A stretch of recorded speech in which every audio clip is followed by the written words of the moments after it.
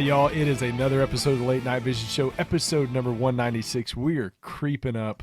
Not really creeping. It feels like it's a full-on roll right into episode 200. Before I bring in our co-host, the owner of Outdoor Legacy, Mr. Jason Robertson, this is, after 195 episodes, this is the first time this topic has ever been talked about on this show. So, Jason, bringing you in right now. How you doing, bud? And tell us a little bit about what we're going to be talking about tonight on the show. Yes, so this is a topic that I think our loyal listeners who have listened to most of our shows, I know there's some of the guys out there that say they've listened to every single episode. I feel sorry for those guys, and I wish I could afford to buy you, counseling, but I can't. You're definitely going to have brain damage if you've listened to maybe a subscription to Spotify or something else where there's a lot better podcasts on. Exactly. But so I don't know that this show is going to necessarily interest our normal core audience, which is generally, mostly, hog and predator and hog hunters is what I was trying to say. It might, but this show is dedicated to preppers.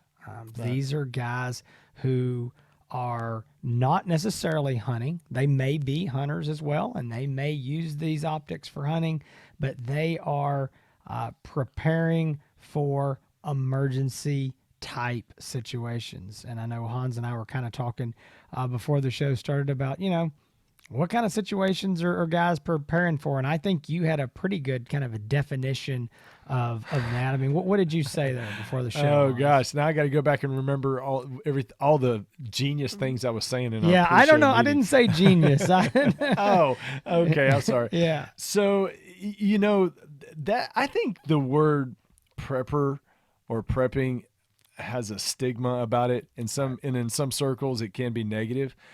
But honestly, at the end of the day, I think it's about taking care of you and your own. I mean, I don't think there's anything wrong with somebody that's preparing for anything. I mean, you think about our grandparents, our great-grandparents, and how they used to can items and pickle food and put everything in jars. I mean, my mother-in-law, who's not that old, probably has about 500 pounds worth of green beans under her bed in her room, and she would kill me if anybody knew that right now. But I don't think there's anything wrong with it, and the fact that that some people have a negative stigma about what prepping really means. I think it does fall along political lines as well, and that's okay. Right. But like I said, it's being a good protector of you and your own. It doesn't matter if you're male, female, whatever. It's preparing for the unknown. And what I think a prepper, or what I think prepping is preparing for any type of emergency or disaster, whether that is a natural disaster, whether that is something like what we had last winter, Jason, down here in Texas, where there was sub-freezing temperatures for a week, and there were people that were with and without power for a large number of days, and you were part of that a little bit, where people didn't have power. I think it has to do with what we're going through right now. People, and I'm making this very long-winded, but people. No, it's good. I think people made fun of people that prepped because they said that they were, wore tinfoil hats and they were conspiracy theorists. But who would ever think 10 years ago that in 2022 we'd be 2 years deep in a pandemic, a worldwide pandemic? I mean, who would have ever thought that? Let me ask you, Jason, what is the very first event that you remember that people started prepping for? This is a quick little quiz. I'm going to tell you, I'm going to see if it's the same as mine. Y2K. Okay, yeah, exactly. So Y2K, exactly right. So I agree with everything you said, and here's the deal. We're in East Texas, and I'm, a couple hours south of you. And even here, you said it, we had the ice and snowmageddon last year. We were in negative temperatures, which I know to our northern brethren are like a big deal. That's just a Yeah. Monday for us, but we're not used to We don't that. have furnaces. Yeah. No, our power grid was not made for it. Our homes were not constructed for it. Right here where I'm at, we've had 2 hurricanes that just hit down the coast, came straight up, and just like to, I mean, all kinds of crazy damage. And again, we're 3 hours north of the coast. I mean, that's happened twice in the last 20 years or less. So there's a lot of things. There's also always the civil unrest and those things that go along with it. And I agree with everything you said, and I think that I'm going to give one. What about just the guys? And we all of us guys that are hunters and shooters, what do we love to buy? Ammo. We always, and your wife's like, why do you need all that ammo? What do you do with all that ammo? Well, let me tell you something. There is no man or woman who stockpiled ammo 4, 5, 6, 7, 8, 10 years ago now who looks like a fool. You look like a genius because number one, you could sell it for just the normal market price that you could get it at Bass Pro or wherever, and you're probably quadrupling your money. Right. And you're not out there standing in bread lines trying to get a box of ammo to shoot. So again, I don't think it's a bad thing. People fighting over, think about it, Jason, what we've been through, and this is a weird reflection moment. People at grocery stores fighting over toilet paper. Toilet paper. I knew you were going to say that. I mean, can you believe and we laugh it off like it because we're so used to it now. But my goodness, 2019, in March of 2019, when my family and I were on a camping trip and we just learned that they canceled the school the week after because of the coronavirus. Had no idea what was going on, and 2 weeks to slow the spread. And look where we've come. And it's crazy to think about when as human beings we are very adaptable to change. And for sure. we've been able to make it very well, I think, considering all the negative things that have gone on. But everybody that's been out there preparing for stuff like this, stocking up. If you stocked up on toilet paper, you probably could sell it for $1 a square. Exactly. When people are rushing out there. But no, I mean, it's really, it's the smart, responsible thing to do. And I wish that I did more of it from a food standpoint. As far as ammo, I think I'm doing pretty good. Yeah, you're doing good there. Guns and ammo, you're ammo. good. Yeah. But other items I wish I was a little bit better at. But yeah, it's just the responsible thing to do. And we want to talk about a lot of that because we do get a lot of phone calls. And I think when people call, they're a little shy about it, and they're almost they know about the negative stigma that comes with it, and they call and they say, well, I'm just kind of using it for protection and personal protection. And, I'm a prepper. It's okay. They kind of act like, I'm going to say something bad, but I'm like, no, man, I get it. Yeah. I get it 100%. It's a smart thing to do. And I think that, and again, we're going to get into this, folks. I know we're getting kind of long-winded here, but we want to kind of lay this groundwork. I'm going to say this too. I learned a long time ago that there's different kinds of prepping for different kinds of people, for different kinds of situations. But number one, there's guys who, like Hans and I, live out in the sticks, live out in the country, and we might, buy things and prep in ways that are different than the guy that I talk to that lives in an urban area. Maybe somebody, I've talked to guys that live in the middle of very, very big cities, and they're like, listen, if it hits the fan, I've got to figure out how to get out of here. Exactly. Where I'm at in my life right now, I got a job here. I can't move. But I have to, I want to be prepared to get out. And again, I think that's where sometimes, this night vision and thermal discussion comes in. So let's jump right into this topic. I think we've laid the groundwork. I want to talk about the differences in night vision and thermal. Again, there's going to be some guys listening to this that are like, well, this is 101. Well, that's fine. This isn't for you. This is we're starting this out for the guys that are like, man, I'm interested in this, but I don't know anything about it and where Right. to start. So stick with us. In the next 30 minutes or so, we're going to lay out everything from that you need to at least begin to think about, all the way down to kind of some pricing considerations. So night vision and thermal, two very different technologies. Again, this is just going to kind of be a basic overview. Nowadays, digital night vision is the most common type of night vision. It's very affordable. It's very good quality for the dollar that you're spending.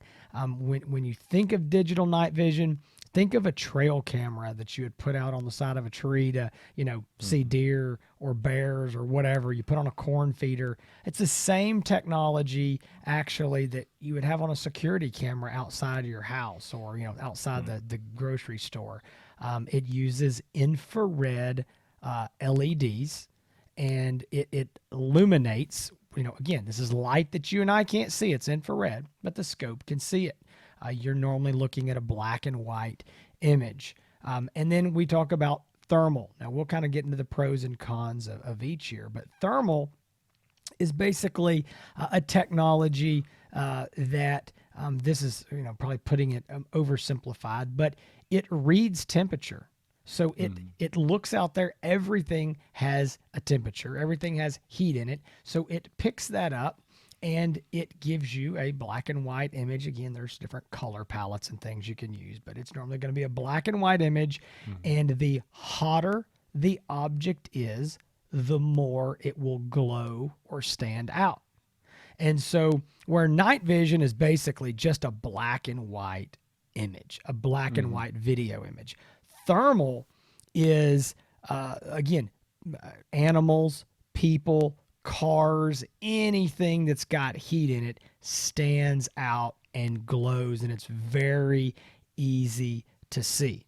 So, Hans, I'm going to bring you in here in a second. I'm going to let you kind of talk about some of the pros and cons. The one thing that I want to mention here, again, to kind of help you wrap your brain around this, is think of it this way.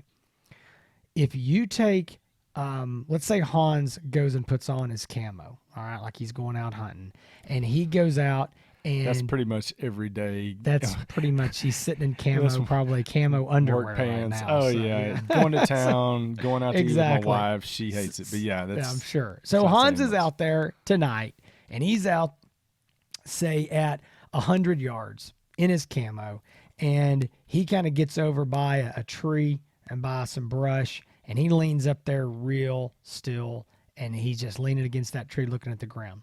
So you take a digital night vision optic, or a traditional night vision. There's, we didn't really get into that, but either one. If Hans is real still and you don't catch his eye with that IR light reflecting off of it, if his camo works, you're probably not going to see him. If he's not moving, he could very easily blend in, no different than he could in the broad daylight with your naked eyes. Somebody in good camo can stand there and you not see him. With thermal, you're going to see him sticking out like a sore thumb. You're like, who is that dude leaned up against that tree over there? Right. Because his body is glowing because, he's at 90 something degrees, and it's just all the way through his whole body glowing. He will be very, very quick to spot. And I always say, if for instance, he's standing behind that tree, thermal can't see him either. Okay. Because it's not magic. He can't see through that tree. But if he sticks his hand out, just his hand outside of that tree, again, real still, night vision, you might not see that hand. Thermal, you're going to be like, who's the dude sticking his hand out from behind that tree? So, all right, Hans. Now I've kind of broke this down, and I know people are immediately saying, well, obviously thermal's the only way to go. Not necessarily. Tell them some of the benefits of what night vision would be, versus thermal. You gave me the hardest one. Give me the advantages of night vision. No, identification. So there's all kinds of good stuff. Yeah, there are advantages. The biggest one is going to be price. You can get a very good. One of the top of the line night vision scopes for $800. The $800 really is not even going to get you into a thermal, a good quality or decent quality thermal at all. So the price is going to be the biggest advantage with night vision. But yes, identification. So like what Jason was saying with detecting a target, it's hard to hide from thermal because it's picking up the different heat differences in all the objects. But you can't really get a great ID. It's hard to tell. Let's say your neighbor always walks around in a Texas Longhorns jersey, and he always walks in his yard. Yeah, but you want to see out there, you want to see, is that my neighbor walking around in his underwear on our property line, or is that a stranger that I need to be aware of? Right. Well, with a thermal scope, you're just going to see a body. I mean, you're just going to be see a body moving. Either it's going to be all black or all white, depending on what mode you have it in.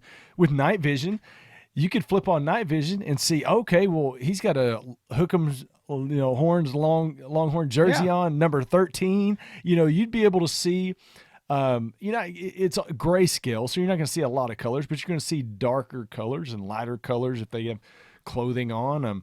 I mean, you could tell. There's a lot of things you could tell with identification. You could see it's him. I mean, I could identify you. Yeah. At a certain range, maybe not at 200 yards, but I mean, it depending on the scope and all those things. I mean, 40, 50, 60 yards, I could look out there and go, what's Hans doing out there in my back pasture? What is he doing out there? Versus, you're right, with thermal, why is there someone? Someone. So that's the thing, and it's the same is true with some hunters.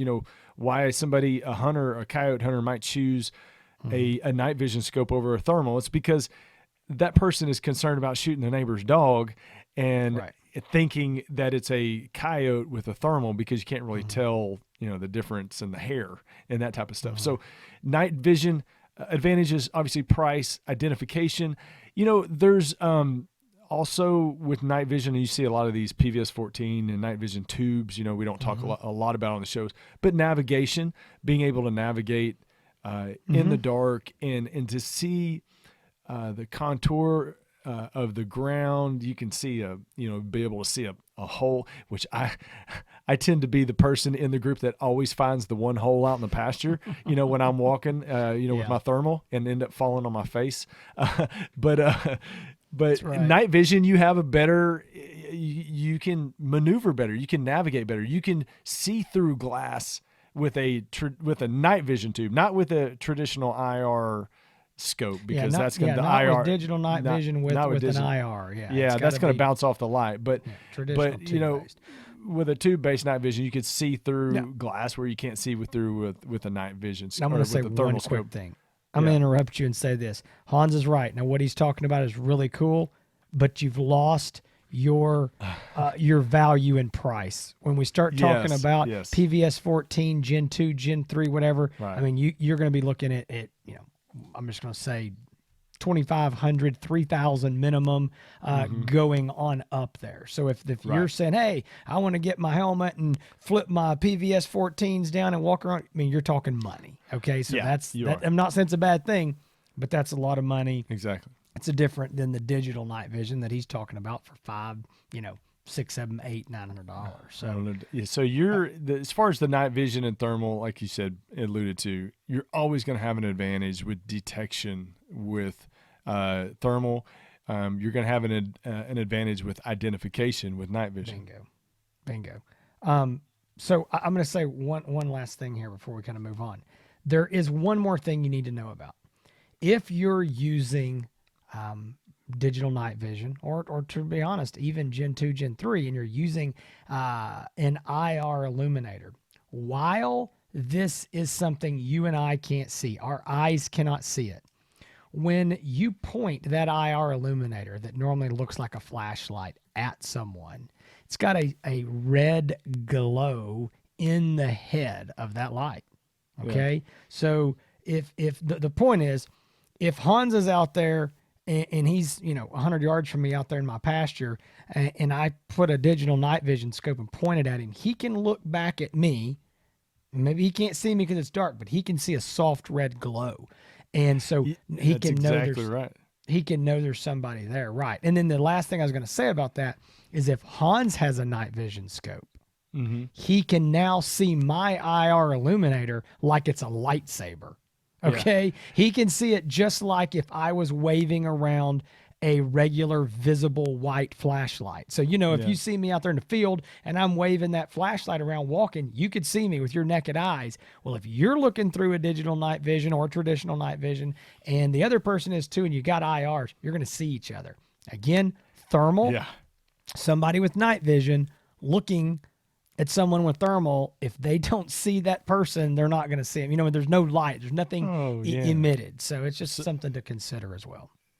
And I love when the military guys call us over to Outdoor Legacy and they want to talk about optics and we talk about night vision. It's usually the guys that were in Vietnam, and they've got the guys from Vietnam have the coolest stories. But they want to talk about they kind of go off on this path. Hey, you want to talk about these hunting digital night vision scopes and they're like, so can you see a red light from that IR light? And I was like, yeah, you can see a glow. And it's like, well, I can't do that. That's going to give away my position. And I'm like, what the heck Yeah. are you doing with this thing? What are you going to be doing? It always turns into something. But yeah, you're exactly right. It is. I mean, you will be somewhat detectable if you're shining that digital night vision scope at somebody and that IR light at somebody. Yeah, there's going to be a soft glow. They're going to see that there's something there. Thermal. That's a great thing about hunting with thermal. It is pretty much undetectable from anybody looking or seeing you unless they got a thermal scope. So then you I'll both just look wrap stupid. Yeah. Well, I'll wrap and say this. I didn't mean to interrupt you there. I thought you're done. I would take night vision over a flashlight. Okay, so not everybody can afford thermal, and if the worst thing is that there's a soft red glow, that's way better than the alternative. Because if your man out there doesn't have night vision or thermal, you still have a giant advantage over him. So Exactly. So you're looking at him. You can see exactly what he's doing, maybe exactly who he is, and he says, I think I see something red glowing over there at 100 yards. I'd rather be you than him. So moving on, because we got a lot of things to talk about here. I want to talk about this. This is important to guys who are thinking about emergency situations where they may not have the normal power options, electrical options that they would. So some type of a situation where the power grid is down, or just the lights are off at your house because it's been a storm or ice or whatever, or maybe it's something way bigger than that. How are you going to power these optics? And there's a lot of different options when it comes to the batteries on thermal and night vision. So the basics are going to be internal, non-removable, rechargeable batteries versus removable batteries. Okay, that's the first big distinction. So let's take my iPhone right here. That has an internal, non-removable, rechargeable battery. I got to plug that thing into a USB cable, into a power source to charge it. Same thing with many thermal and night vision scopes. Now, you can plug it into the wall, you can plug it into your truck, you can plug it into I don't have one sitting here, but a USB, battery pack that you buy for 20, 30, 40 bucks. You could plug it into that to run it or to charge it. Alternatively, you've got the option of removable batteries. Now, those come in normally 3 or 4 different forms. You can have, depending on the optic, AA batteries. Right now, I don't think there's any thermals with AA batteries because they're battery hogs. So night vision scopes, some of those have AA batteries. Yep. CR123A batteries. Now, these are they're lithium batteries. They last a very long time. Some guys love them. Some guys hate them. A lot of guys don't like the cost of them. I always say, if you're paying more than about $1.50 a piece, you're paying too much. You can buy those batteries in bulk online for very affordable prices versus, buying them at, the checkout counter at Home Depot or Lowe's or Walmart. Buy them in bulk. You can get them, very affordably for quality batteries. And then we've got a few optics that take 18650 rechargeable batteries. We always love that option. And then the last option is proprietary removable batteries. So that is a battery that is made specifically for that optic by the manufacturer. That again, it's removable, but it has to be recharged. So you can buy spares and have those, but they're still only going to last, depending on the optic, 2, 3, 4, 5, 6, maybe up to 10 hours. But it is something that's got to be charged. So depending on your thoughts and where you're at in prepping, if you say, I'm planning to have no way to charge batteries, I don't want to be worrying about that. I don't want to be having USB batteries. I don't want to be having solar panels, whatever. I need something I can get and go. Then my advice is to be looking at something that takes CR123A batteries, or possibly, if it's night vision, some AA batteries. That is your stockpile. Have an ammo can full of them and go for a very long time. Every optic that we sell now, night vision or thermal, can be run, even if it doesn't be charged, but it can be run off of a USB battery pack. So I always say those are dirt cheap.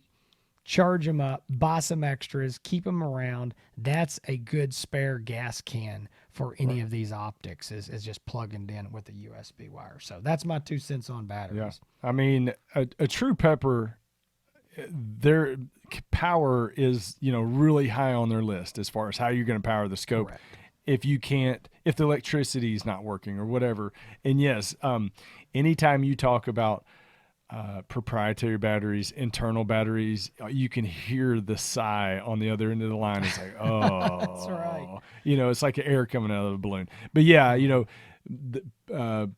guys that are preparing, they want something they can stock up on. Rechargeable 18650s, CR123s, AA's, whatever. Something that they can get easily and affordably. So yeah, you're exactly right on that. Let's talk about scope designs. There's really right now 2 different main designs of these scopes, and they really have a lot of different purposes and reasons for these different designs. But you got the tube style design, like you and I are familiar with. If y'all out there, if y'all are new to it, look into like the Pulsar Thermions, the iRay Bolt TL35.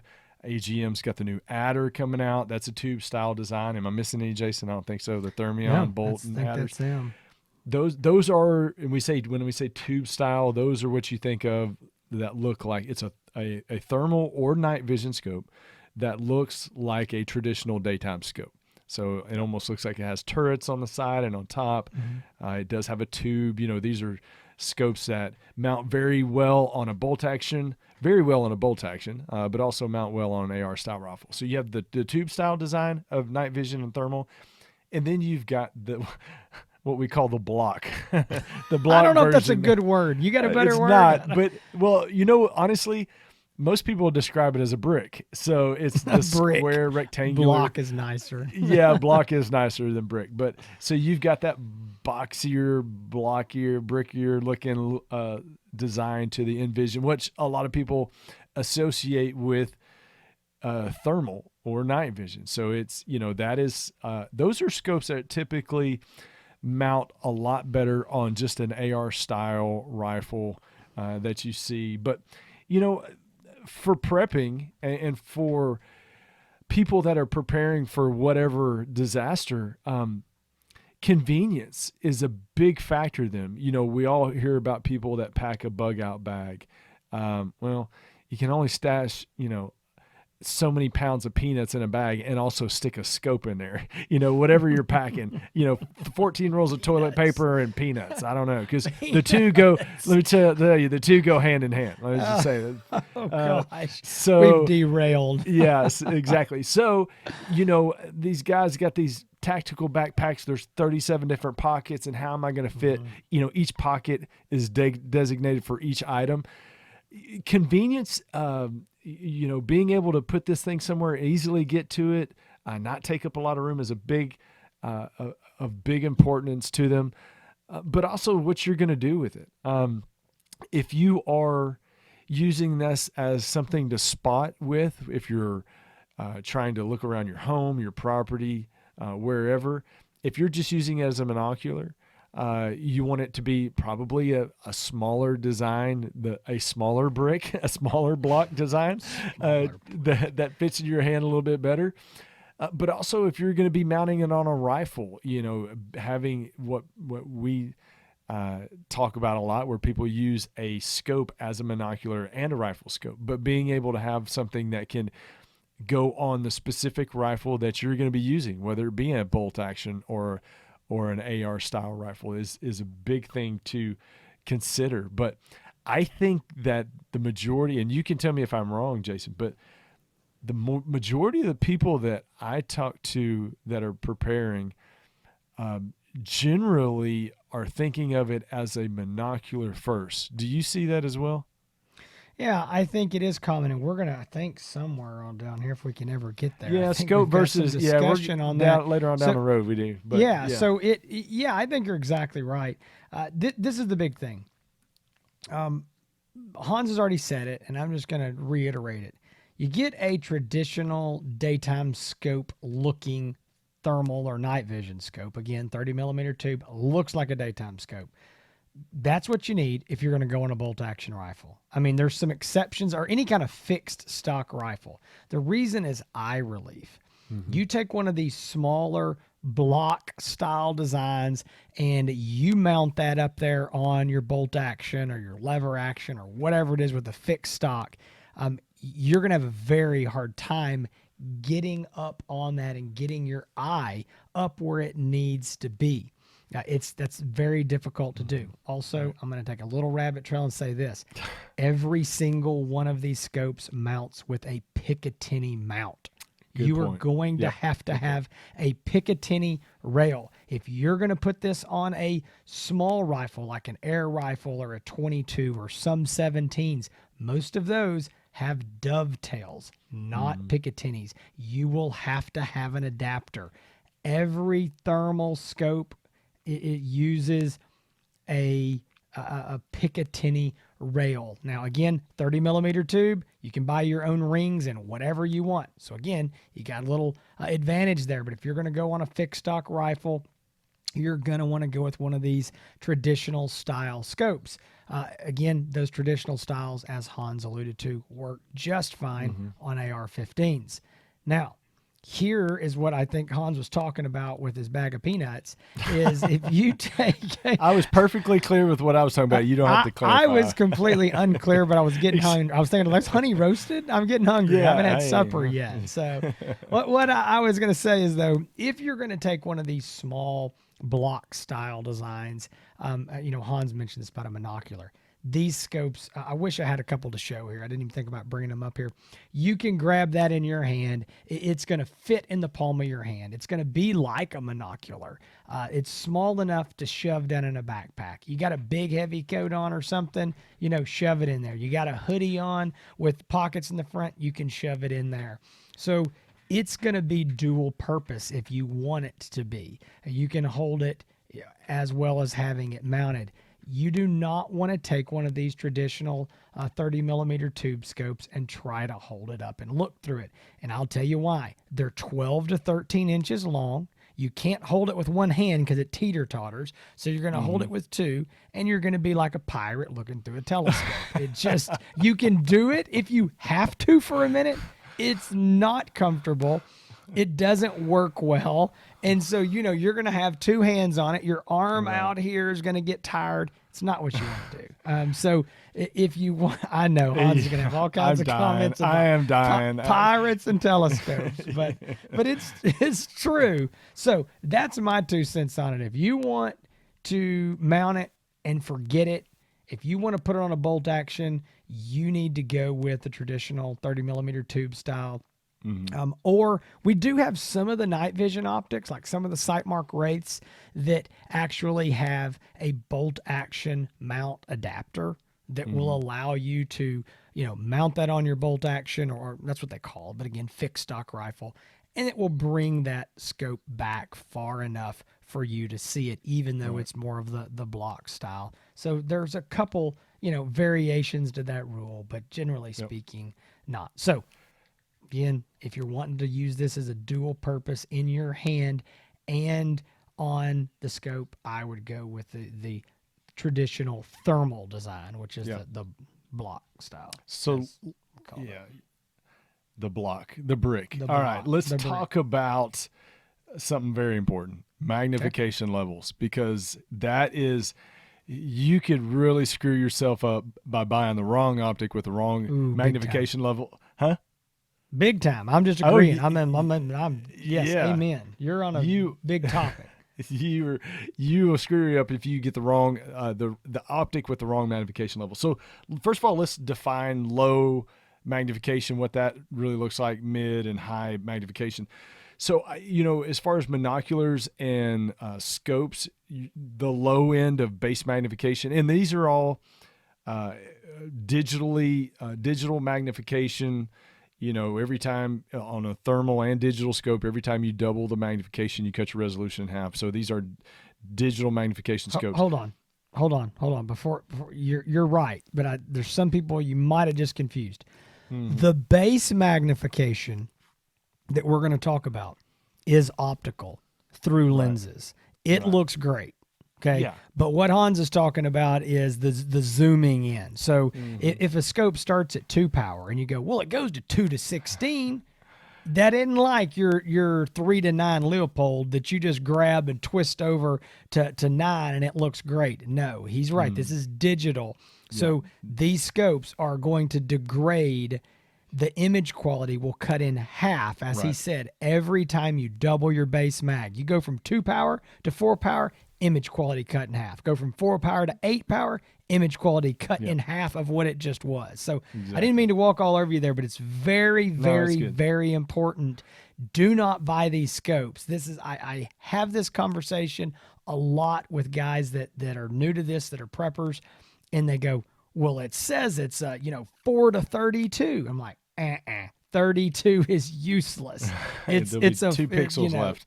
Exactly. You're not gonna use it. So that's Yeah. very important. This base mag. All right, Hans. Exactly. I'm sorry. I No, I'm walked glad all over you Go brought back that to up, 'cause where we got high, some- medium, and low. We got some new people in here in the group that are listening that are trying to just figure all this out. So Yeah, 'cause really we're on the talking low, fast.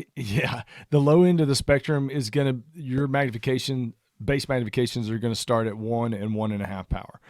That's going to be your low end. I mean, that's basically 1 power is basically what you see through your eye.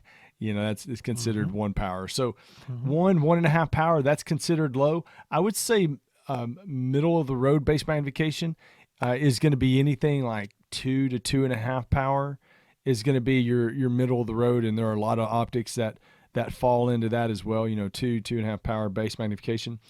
And then high base magnification, really, to me, I would say starts at 3 power, 3.5 power, 4 power. I know there's some optics even that we've sold in the past that are 5.5 power base magnification optics. Digital night vision, I would say it seems like you find more optics that have a higher base magnification on the scopes for whatever reason.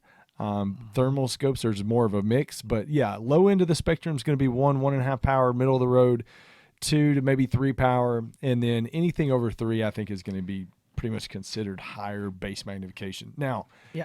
the question is, what is best for all you out there that are preparing? That is a good and important question. And I'm going to say, just from experience using optics, most of what people want to do when they're prepping is close contact. Wanting to see around their house, wanting to see as they walk through the woods, wanting to, just really things 100 yards and in.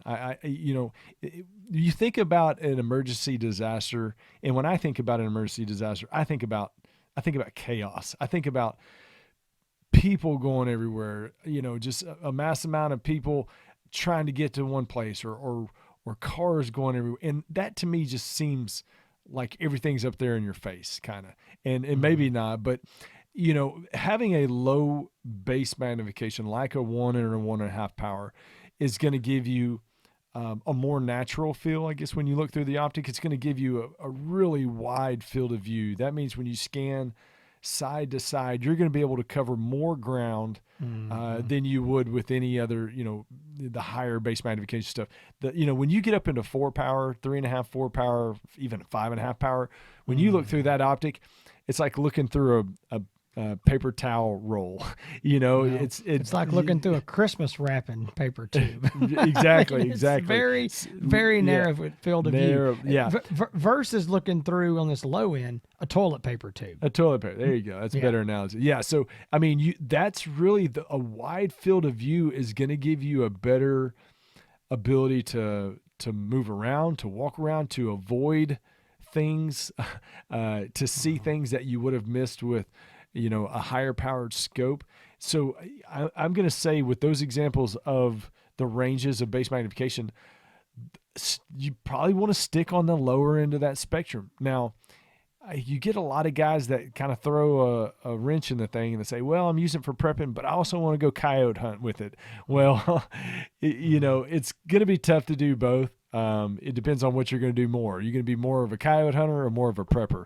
So in that case, you definitely want to call us because we've got to work out some details and some things before we get to the perfect optic for you. But I would generally if you are a true prepper, stick to 1.5 power, 2 power on the high end for prepping. Okay, But yeah, I got to interrupt here. So you're right. I agree.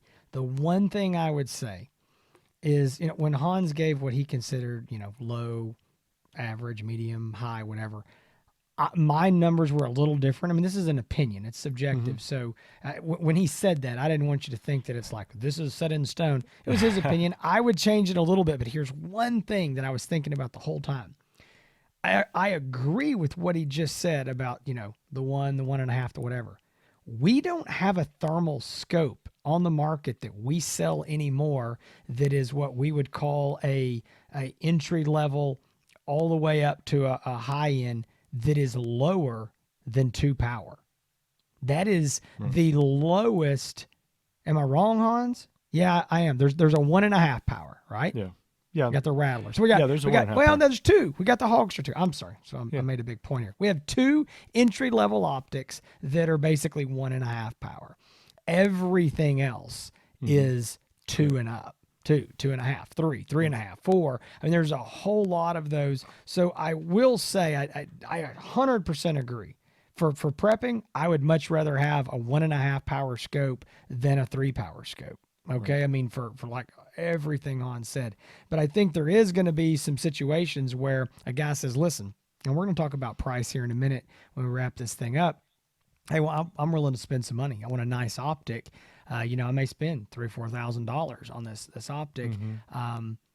You may not have a choice to get. It may have to be a 2.5 power or a 3 power. There may not be an optic in there. Now we do see sometimes on some of the handhelds, more of the 1 powers and some more of the entry level type stuff, and then even some of the more of the high end stuff. We've got some binoculars that are in that $3,000 to $4,000 range that are made to handhold or mount on helmets, and they're 1 power. So anyway, when I just wanted to interrupt here because I didn't want a guy to call and go, okay, I want to spend $3,000 to $4,000 and I want a 1.5 power scope, because I'm gonna have to be like, that doesn't exist. I mean, it used to, but right now I don't know of anything. But again, 100% agree with you. My opinion is lower is better, and I think that goes against the common way of thinking, because most guys, if you own a scope, it's normally going to be a minimum of, like I said, a 3 to 9 or a 4 to 14, and they think, well, man, I can't imagine having a 1 power, 2 power, 3. No, I want all the magnification I can get. Well, that's fine if all you're doing is looking 150, 253, 400 yards, but like Hans was talking about the toilet paper tubes, that's very true. You've got somebody that's sneaking around out there at 20, 30, 40, 50, 75 yards, and you got this narrow field of view and a bunch of magnification. You could easily miss him. So I am 100% with you there. Wide field of view, lower magnification, I think is going to be better.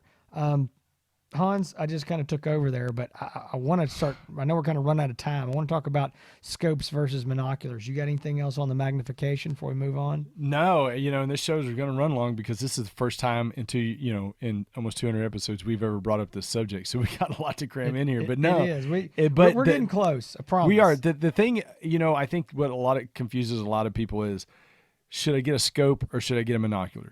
Yeah. And that's where there's a lot to weigh out. As far as what the need and what they're trying to accomplish. But scope versus monocular, what do you say? Okay. So I'm going to keep this shorter than I might have 45 minutes ago because we're going long. Some of this is going to take you sitting down and thinking for yourself really what you want to do. Some of it may require you calling us and us helping you, answer some more questions, walk through some thoughts on this. But a monocular cannot be mounted. This is generally speaking. A monocular cannot be mounted to a firearm. It does not have crosshairs. Okay. So there may be some exception I could dream up here, but a monocular is made to hold in your hand. It is not recoil rated. It is not, again, no crosshairs. You're not going to shoot with it. This is for looking around. It's for holding in your hand. Maybe it's for mounting on a helmet, whatever. You're not going to shoot with it. A scope, as we talked about before, we kind of got into some of this, depending on the style you buy, it could be really just a scope and nothing else, not good really to handhold. Or you could buy one that does both. And I think that's probably the most popular choice. In a perfect world where money doesn't matter, you got a bigger budget. I mean, money always matters, but if you got a big budget for this, we're going to say buy both. And I know you're going to go, well, of course, y'all sell this stuff for a living. Now, yes, but now your scope is mounted on your rifle. It is zeroed. You're not taking it off. You're not worrying about it. You're not trying to take it off and put it back on in the dark. Your rifle is in the ready position, ready to go, and you got a handheld. And the handheld, here's what I like about a dedicated handheld. They're ergonomic. They're made to be put into your hand and held. And you go, well, obviously. But I mean, seriously, that's what it was made for ergonomically. A lot of handhelds have a padded hand strap. Think about an old, video camera, like a Sony Handycam from the old days. You got that padded hand strap, and that may seem like, well, who cares? Well, I can tell you, if you've got to hold this thing all night long like this and not drop it and not let go versus being able to have your hand in there and palm it, and just loosely hold it, walk around, let that thing sling around because you got it on your hand. Man, it's really, really nice. You can put a lot of these on a lanyard. Sometimes they're kind of big and heavy for that, but you could do it if you wanted to. I think this is a big topic, but the number one thing comes down to, if you want to shoot with it, you got to buy a scope. There's your first answer. If you don't ever want to shoot with it, then the monocular is perfectly fine. And if you're kind of up that middle, hey, I don't necessarily know that I want to shoot with it, but I'd like to have that in my back pocket. I'd like to have that, arrow in the quiver. Then I would say, okay, buy one of these more small style compact designs that will do both. Right. I agree with that 100%. And I think that you nailed that whole part. That nail right on the head. Did something right. We should end it right now. I did something right. Let's talk one more thing before we wrap it up. Let's talk about Okay. prices, because I think people they've heard all this stuff. They're like, okay, it sounds great. What are we going to talk about as far as price? Now, we talked a little bit about digital night vision. I mean, you can get a very good night vision scope. I mean, for $500, you can get one of the top of the line night vision scopes for $800. Pulsar's coming out with a new scope. It's going to be even more than that, but it's going to be the top dog, and probably the top dog, and going to be the best thing around. Under $1,500. So it ranges in there. I would say $500 to $1,500 for good quality, digital night vision. Now, thermal. Get out your checkbooks here, y'all, because this is where it gets a little expensive. I would say good quality thermal optics, a good quality thermal. Now, this is being filmed right now at the end of the last day or at the end of January. The show's coming out at the beginning of February 2022. Good quality thermal, I think, is going to start at around $1,300, and I'm going to say that being for a handheld. for a handheld, For a that's going to be an AGM Taipan TM19 384 handheld. Now, for a scope, that your price for a quality scope is going to start out at around $2,000. That's going to be for something like the AGM Rattler TS25. Now, from there, the good news is that the top end of the scale ends nicely at around $9,500 for a thermal scope, top of the line, Envision Halo XRF. So you only have about $8,000 worth of difference in between those two. So you don't have to fret about, spending 15 right now, only 10. But no, that's right. So handhelds, the range between handhelds is going to be anywhere. Like I said, quality starts out at 1,300.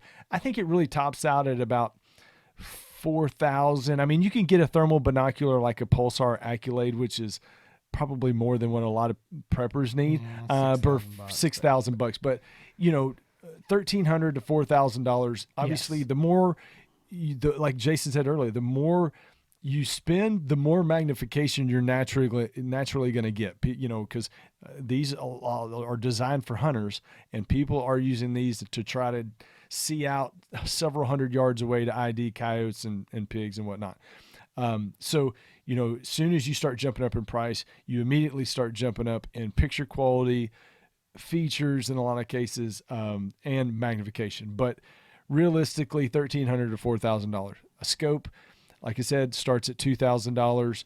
From there, again, you're going to be going up in price and performance. Now, I will say, Envision, if you want, money is not an object. I get that. It's funny. I get that said to me a lot until it's time to money is an object. until the credit card needs to be whipped out. But no, it's funny. I laugh at it all the time. But yeah, Envision has, they got the one power monocular helmet mountable unit, and it's weapons mountable. The Nox 18 for around a little over $6,000. I mean, if you say, hey, I need the best of the best, there's something in every price range. But I say that to say this. You need to talk to somebody who has used all this stuff, and that being a good reputable dealer. Hopefully you watch this show and you think Outdoor Legacy Gear is a good reputable dealer, and we don't look like too big of buffoons to call and talk to about this kind of stuff. But there can be, and we can find an optic for you that fits what you're trying to do within the budget of what you're trying to do it in. So be sure, you kind of have a rough estimate on prices depending on what category you fall in and what you want. But yeah, you got to call us, and you get a chance to talk to me and Jason. There's a lot of guys that call like, I can't believe I'm talking to you. I'm watching your show right now, and I'm on the phone with you. Like, yeah. Well, I want to bring up a couple quick things here. I know we're putting a bow on this because I know we've gone long, but two quick things. One, I agree with Hans's pricing structure there. I will say this because this is going to come up. There's going to be guys go, wait a minute. Y'all got thermal binoculars on your website for $399. You got one for $549. You got some of this stuff that's less expensive. That's what I want. No problem. What we were talking about there in his pricing was what we consider true entry-level units. Any of those units, anything, again, as of when we're recording this, that is below that, there's scopes out there that are, $1,500, that are $999 thermals. There's, again, these cheaper thermal handhelds. We call those sub-entry level. I'm not saying they're wrong for you, but we'll be glad to talk to you about them, but you've got to be realistic. The problem we see, and the reason we're very nervous about a lot of those optics, is guys go watch YouTube videos. They've seen thermal, looks awesome, they want it, and they go, man, I can get a thermal handheld for $500, or I can get a thermal scope for $1,000, $1,500. Well, that's fine, but you were just watching a $5,000 thermal video. Exactly. You've got to understand those optics, again, depending on what they are, they may not be good for much past 50, 75 yards. You may not be able to tell a horse from a cow at 150 yards. So you've got to really set your expectations for what you're getting. And I understand it's a lot of money. Not everybody's budget's the same. Sometimes something is better than nothing. I do get that. We're glad to talk to you about what you can realistically expect from those optics. But the prices Hans quoted, 100% agree. Those are going to be starting at real quality entry level optics and moving your way on up. Now, there's one more thing we didn't bring up. We didn't really have time for it. I'm not going to go on a big tirade about it right now, but it gets asked by preppers more than anybody, and that is thermal clip-on units. That gets brought up a lot. There's a lot more clip-ons on the market now than there ever has been. There's more coming this year. I'll still tell you this, the more that come out, they're still not popular. They're not popular with guys that have a lot of experience. Everybody likes the idea of it because you can slap it onto your daytime scope and it might work for you. Okay. There are situations where a clip-on is a good option. For most people, the better option, the less expensive option is going to be getting a dedicated scope or getting just a handheld. That's way too much to get into. Again, there's a lot of new clip-ons that are out there and that are coming, but I would say this, don't make that your go-to. I know you think it sounds great to slap it on the front of your rifle, and we're going to be reviewing some of these clip-ons coming, some new models that Pulsar's got. So I don't want it to be like, this guy said not to do it, and now he's talking about them. We're going to talk about them, but I'm still going to tell you, for the average guy, Pulsar would tell you this. If you went to the engineers that created this and said, should everybody buy this clip-on, or should people consider your dedicated scopes and handheld? They'd say, we're going to plan to sell 95% scopes and handhelds, and these are for the 5%. We know we're never, and we wouldn't encourage everyone to go buy these. So anyway, it's something we'll be glad to talk to you about. If you got questions, you can call us on that. But I just don't jump into the trap of the clip-on is the answer that solves all of this, because it's usually not, and it's going to cost you more money than you probably think it's going to. So it might be the good answer for you. So with all that said, Hans, do you have anything else on this subject? Absolutely not. Call us, Okay. 877-350-1818. Check out past episodes of what we talked about, and you will not find anything about preppers, but we have it in the catalog now, so go check that out. Yeah, and I just want to say this, folks. So we've done this whole show. If you are new to the show, Hans mentioned it first thing that I own Outdoor Legacy. You can go to that website, outdoorlegacygear.com. Hans and I, this is what we do full time. We sell night vision and thermal optics to hunters of all sorts, as well as preppers. We're glad to deal with y'all as well. If you are looking to make a purchase from Outdoor Legacy, you like what you saw here, you said, hey, I like these guys, I want to give them my business, but I don't know exactly what to buy. We're talking about a lot of money, whether it's $500 or $5,000. I don't want to make a mistake. Give us a call. We'll be glad to hear about what your situation is, what you're wanting to do, what rifle you're wanting to put it on. Maybe you're wanting to do some hunting with it as well. And we can give you that advice, and then we can go ahead and help you as soon as you're ready to make that purchase and get that optic headed your way. That is what we do. We're glad to do it. I have guys that call and say, man, I'm sorry to bug you. I'm like, listen, if you're calling to buy something, you're not bugging me. I'm glad to talk to you. That's what we're here for. We are glad to help our customers before they make the purchase, to make sure they're getting the right thing, because we want you to be happy. And if you're spending this kind of money, you need to know what you're getting. That's why we do these shows. That's why we're on the phones all day. So 877-350-1818. Give us a call before you make the purchase on outdoorlegacygear.com. Again, always glad to help. As Hans mentioned, all our past episodes you can find at thelatenightvision.show.com. magnification.com, or you can just go to YouTube. Please subscribe if you're there. You can, again, be alerted every time we drop a new episode, which is every Thursday. And we're on all the podcast apps as well. Hans has got some great content. If you're looking to see what it looks like through some of these scopes and binoculars and say, I want to see, what this one looks like out in the field if I'm, looking at hogs or looking at coyotes or whatever, Hans has got those videos over on his YouTube channel. That's HANSETX, Hans East Texas on YouTube. Type that in. You will find him. You can also find him over at Instagram. He is always posting videos, short clips and stuff of hunts, as well as pictures and all kinds of things, the different optics. Outdoor Legacy, you can find me on all the social medias as well. But Hans, I tell you what, we have gone long, but this was it's a fun show. Might be a record. Yeah, I'm gonna take over before you lose your voice. You need to get a drink. That's right. I am losing. I need a drink.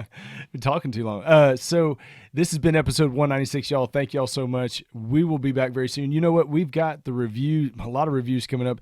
The brand new iRay cabins, the new binoculars from iRay. We've got the AGM Fusions, the brand new binoculars from AGM. I tell you, we got a lot coming up. Stay tuned. All the latest and greatest in night vision thermal right here on the Late Night Vision Show. This has been episode 196. Signing off for Jason. Signing off for me. We'll see y'all next week, y'all. Stay safe in the fields. Keep making them bacon pancakes.